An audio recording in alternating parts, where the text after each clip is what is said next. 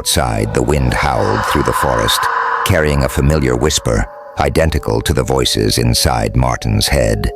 Tristan shivered, realizing something. Lydia. If they want the storyteller, then that means... Before Tristan could finish his sentence, a soft knock came from the door. 3 slow taps, as though something out there knew they were inside and was waiting. Lydia held her breath, her frightened eyes fixed on Tristan.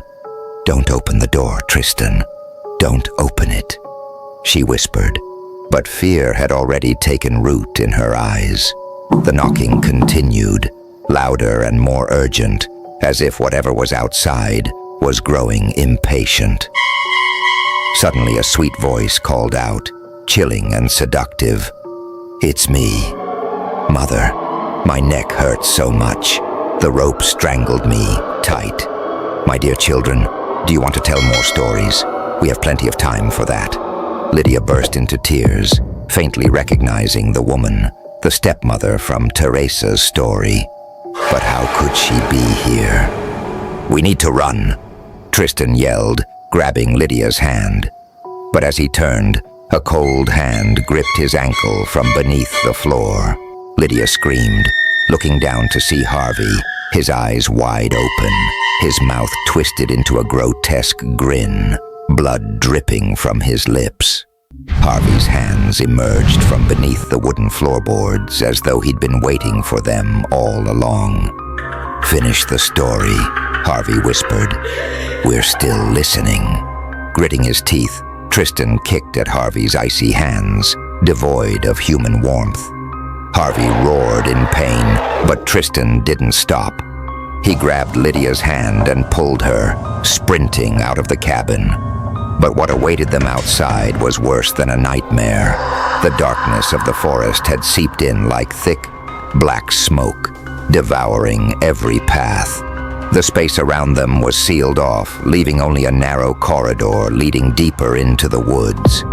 With no other choice, they ran forward, their hearts pounding like funeral drums. Branches lashed at their faces like whips, the freezing wind slicing through their clothes like invisible blades. Their breaths turned to frost in the dense night air. Lydia clung tightly to Tristan, pulling him through the thick underbrush. Dry branches scratched their shoulders and legs, as though the forest itself was trying to hold them back. Behind them, heavy footsteps echoed, each one a threat, a harbinger of doom. "Tristan, hurry!" Lydia gasped, her breath fracturing in the darkness. The faint moonlight barely illuminated a few steps ahead. Behind them, the darkness writhed like a hungry beast, consuming everything it touched, as though nothing in this world could escape it. Then Martin's voice rose. It was no longer the voice of the friend they had known, but something sweet and venomous, like a snake slithering through grass, a voice calling from the land of the dead. "Do you think you can escape?" Each word was drawn out, caressing and icy, seeping into their bones like icy needles. "No one escapes me. I've done this for centuries, and you're just the next lambs to the slaughter." Tristan turned, and there he was, no longer the Martin of familiar memories, but a distorted, monstrous figure in his shape. His eyes were deep voids, pitch black and soulless, like bottomless abysses. His pallid skin stretched taut, veins of dark purple snaking across it like poisonous vipers. The smile on his face was cold and full of twisted delight, like a predator savoring its prey. His voice boomed, echoing like thunder in a deep mountain cave. "I am the keeper of the souls here. This mountain is always hungry for souls. Each year, I must descend to find pure souls, innocents like you, and offer them as sacrifices to keep the mountain from destroying everything." Tristan gripped Lydia's hand tighter, despair creeping through him like icy water, washing away any remaining hope. He couldn't stop trembling. You've been targeting us from the beginning." His voice was hoarse, each word a bitter truth he didn't want to accept. Martin laughed, a shrill, piercing sound that echoed through the forest. Even the trees seemed to shudder in agreement, their dry branches snapping like sinister applause. "Of course." His voice lingered, poisonous and tender, like a deadly lullaby. "I only need storytellers, and you fools, obsessed with ghost stories, are the perfect bait. Every story you told opened a gateway for the malevolent spirits lurking in this mountain. You summoned them, and now they will keep you here, forever." Tristan's head spun. Everything suddenly became clear. All the ghostly tales, all the strange phenomena they had encountered were nothing but an elaborate trap.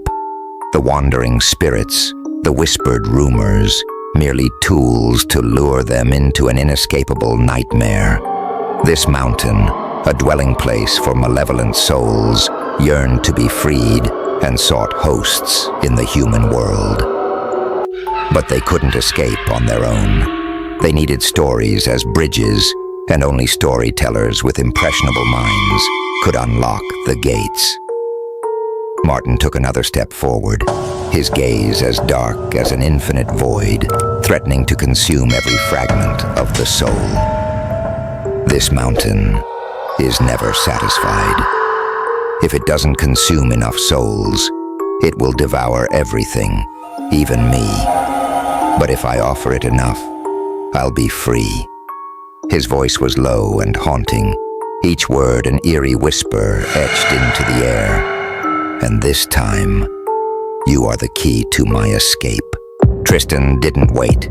Grabbing Lydia, he bolted into the darkness, sprinting wildly through dense undergrowth. The wind howled in his ears, branches slashing against his skin. But he didn't stop. Behind them, Martin's footsteps pounded heavily, like funeral drums drawing closer, faster with every beat. Martin pursued them, his unnaturally long arms reaching out like claws ready to snatch prey. His cold breath brushed the back of their necks, reeking of death. As they ran, Tristan could hear ancient whispers spilling from Martin's lips, weaving a relentless death song. The surrounding darkness thickened, as if alive, pressing down on them, cutting off every escape. No matter how far Tristan and Lydia ran, the path ahead seemed to shrink, the forest intent on swallowing them whole. Suddenly they tripped over a large rock and tumbled to the ground. When Tristan lifted his head, he realized they were back in front of a decrepit wooden house, the same one they had entered not long ago. The door hung ajar, an icy invitation. With no other choice, they scrambled inside and slammed the door shut. Inside, the house was pitch black and oppressively silent. Tristan clutched Lydia tightly as they gasped for breath, their ears straining for any hint of danger. But all was quiet. No footsteps, no eerie whispers, only a suffocating stillness, as though time itself had stopped. Tristan turned to Lydia, trembling. "We're safe, aren't we?" he asked, his voice hoarse, his eyes filled with fragile hope. But Lydia didn't respond. She stood motionless, her eyes hollow and lifeless. A cold, crooked smile slowly spread across her face, twisting like a crack in shattered glass. "Lydia," Tristan stammered, a chilling dread coursing through his veins. She tilted her head and looked at him. When she spoke, it wasn't her voice. It was Martin's. "You thought you escaped." Lydia's lips curled into an even darker grin. "I told you. No one ever leaves this place." Tristan froze, his heart stopping cold.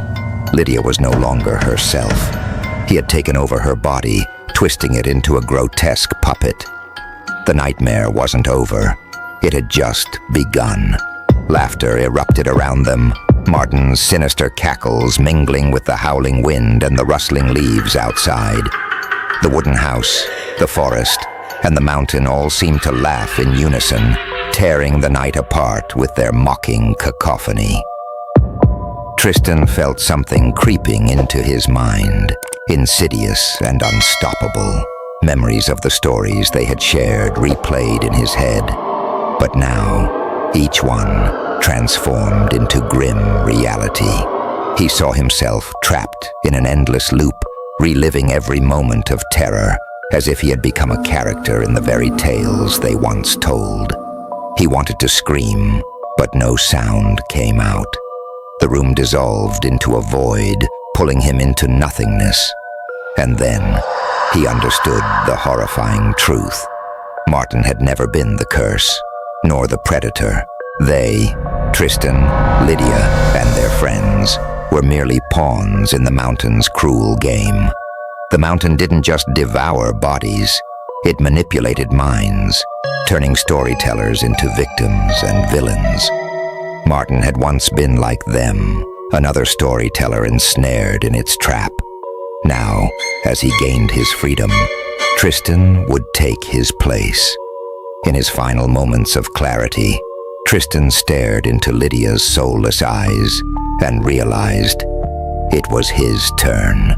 He was destined to become the mountain's next storyteller, and soon others would come, drawn to his tale, ensnared by the nightmare, continuing the endless cycle. Outside, the wind howled a mournful tune for the lost. The mountain's hunger was insatiable, its stories never-ending. It only awaited its next narrator, ready to open the gate once more. In the suffocating darkness, Tristan grasped the cold, unforgiving truth. No one escapes the mountain. They are all merely new characters in an old tale, a story that never ends.